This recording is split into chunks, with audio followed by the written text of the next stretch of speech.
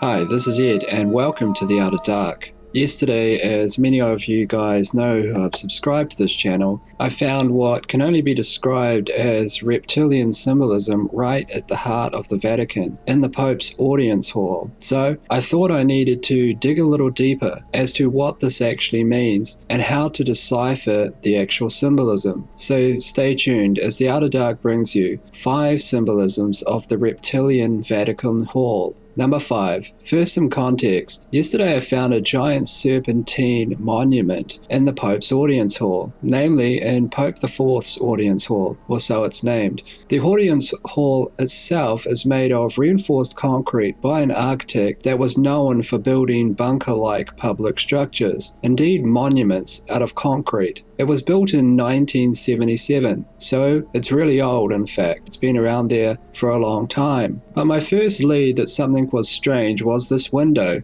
and I said, that looks like an eye. It looks like a serpent's eye. So I dug a little deeper, and when I saw the audience hall from the back, where the back audience was seated, it really did take my breath away, since what was revealed was this right here. That is a giant, massive reptilian face shaped into the direct architecture. Everything from the slits in the eyes to the scales to the fangs, there was no mistake about it. But what's behind this hinted symbolism, and what can we see or glean if we dig deeper? Well, number 4, look at where the Pope is seated. We see him here from the back of the hall, that is in fact seated in the mouth of the serpent or reptilian, in the very mouth. This is symbolic of the Pope being the voice of the serpent, in fact speaking the serpent's words to the audience. This might well shake your faith. That is, if you're a Catholic, which I was. I actually went to Catholic school myself and was an altar boy. But here you can see it in plain view. Clear symbolism, clear evidence that something here is extremely wrong. This image hasn't been photoshopped. This is real. This is built right into the architecture that was designed by those within the Pope's inner sanctum. But there is more symbolism. For this, though, we have to go outside. Number 3. Do you see anything strange here? You're looking at the hall itself. Do you see anything weird? Well, if you look carefully, it looks like the head of a giant snake. Can you see it now? In fact, it's almost unmistakable. You can see the snake's muzzle at the front and you can see its eye. It just looks like a snake. To me, this is yet more connective symbolism that what's going on inside matches the outside. Because since here we can see serpentine architecture with ease.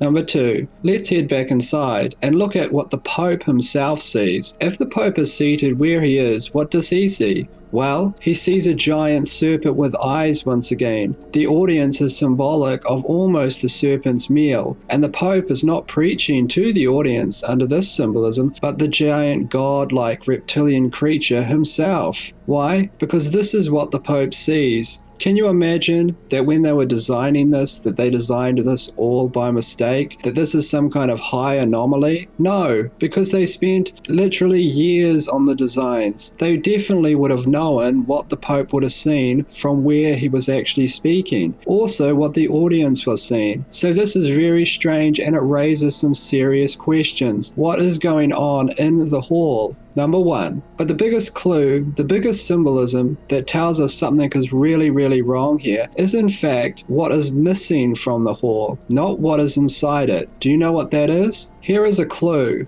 Now, think of the heart of Christianity and think of what symbol it has and think of what you do not see in this hall. You do not see any of it. That's right. There is no Christian cross. There is no cross in the entire building, at least no large statue, wall hanging, or anything. There's no other real Christian symbolism either. There's no Virgin Mary, there's no Joseph the carpenter. There is indeed nothing anywhere. All of these symbols are missing. But you might say, what about that 10-ton bronze statue that's seated behind the Pope, where, as the Vatican states, Christ is being resurrected from a nuclear apocalypse or a nuclear bomb? To which I would say, this, I believe, is a direct corruption of symbolism. That is, they've taken the former Catholic symbolism symbolism of Jesus Christ, and they've displayed it in a corrupted manner, therefore corrupting its meaning. This is just not the way that you display Jesus Christ in any kind of Christianic religious order. You don't display Jesus Christ with massive wings on his back, rising up from an atomic apocalypse. You just don't do this. Look at representations of Christ from the past, just to compare. Take a look.